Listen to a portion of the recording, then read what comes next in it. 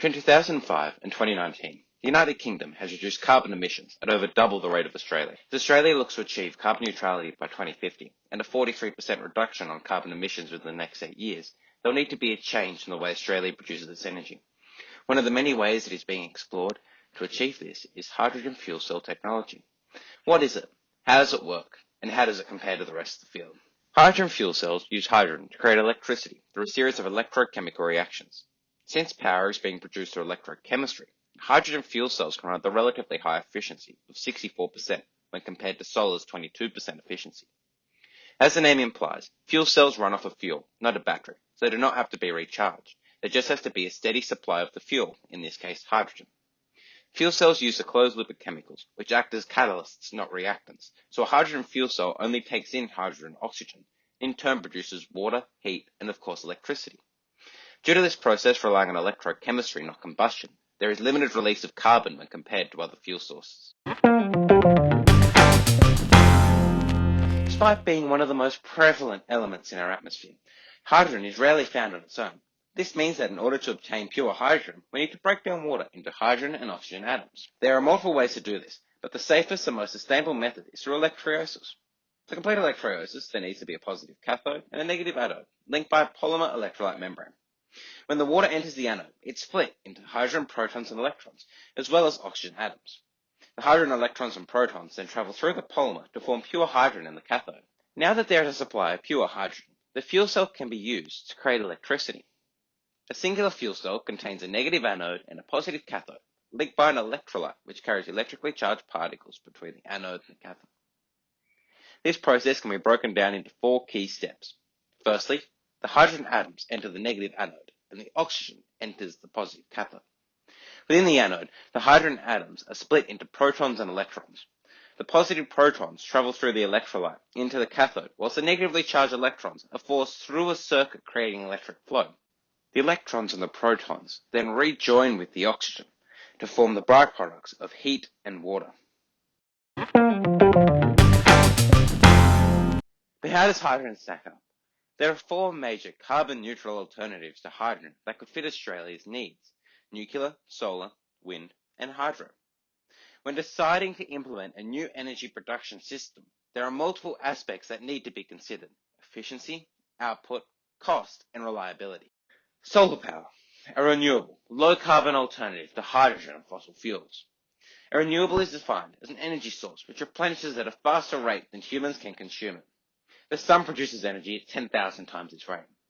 The advantages of solar includes its low maintenance nature, meaning that it requires little manpower after installation, reducing overall costs.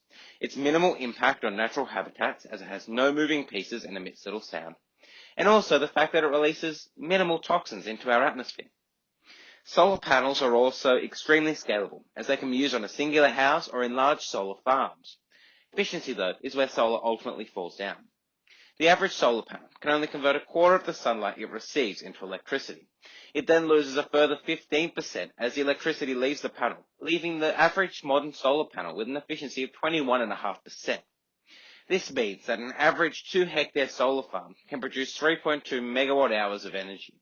This roughly equates to 166 watts per square meter. Another shortfall of solar is reliability.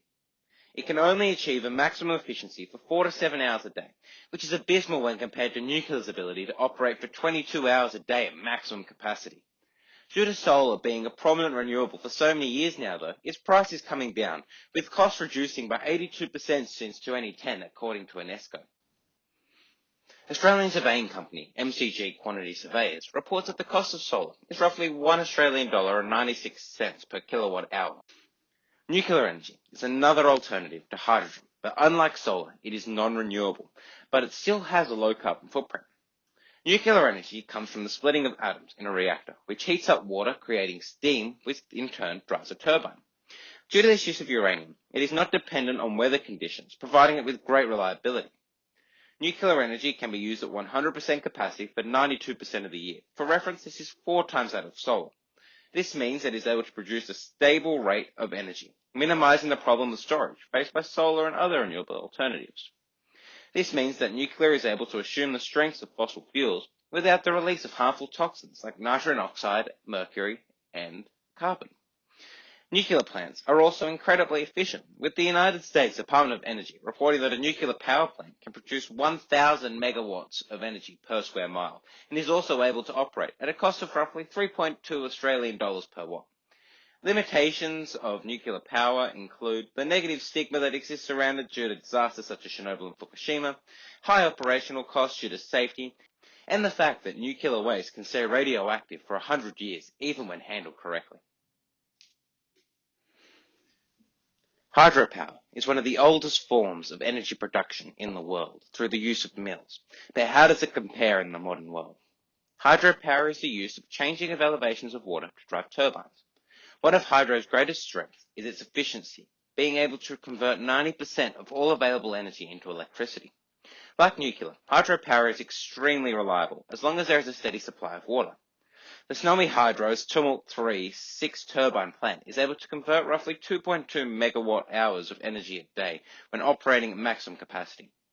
Hydropower can be expensive to install though, but after the steep buying costs, it is an economical alternative in the long run, meaning that it has the potential to be a cost-effective, carbon-neutral, renewable power source, as it runs at a price of $1.33 per kilowatt hour.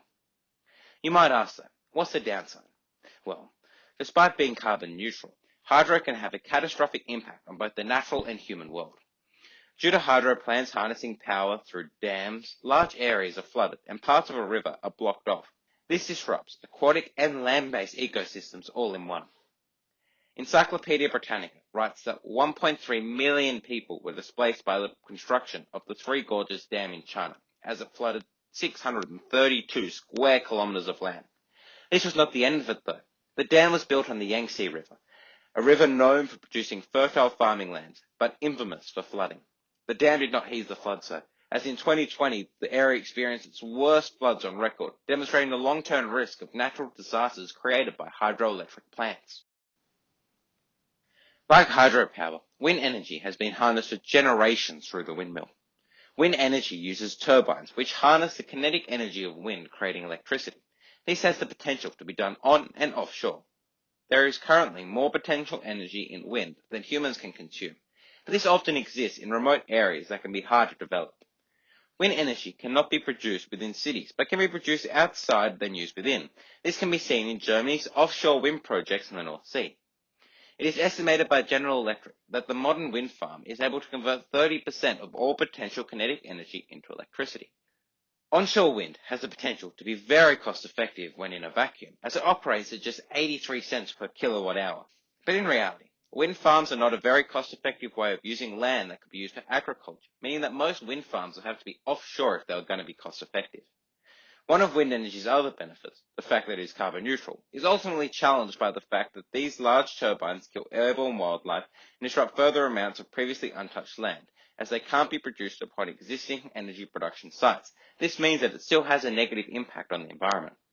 Another downside of wind is the amount of noise they produce, which restricts how close they can be to towns or homes.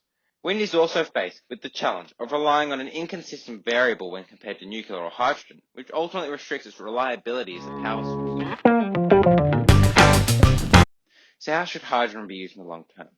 I see solar and wind instead of hydrogen as the future of Australia's grid. They are both renewable, non-carbon intensive, and are seen positively by the people. Their low costs are only challenged by hydro, whose negative impact on the environment in both the short term and long term provides too much of a risk. Also, the unpredictability of water supply in Australia has one of its greatest advantages in reliability.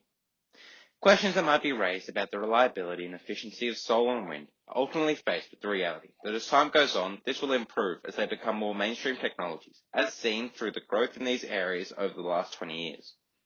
These problems can be mitigated, though, in a low-carbon manner, as well by introducing a low-carbon safety net by replacing current natural gas and coal power plants with hydrogen plants, as seen through the Tallawarra B project in New South Wales' Illawarra region. Whilst nuclear is also perfect for this role, its higher costs and immense political capital required to institute it ultimately outweigh its benefit. So, in conclusion, whilst I do not believe that hydrogen is the perfect solution, I see it as the ideal carbon-neutral safety net for a future solar-wind Australian energy grid as part of a three-pronged strategy to solve Australia's energy crisis.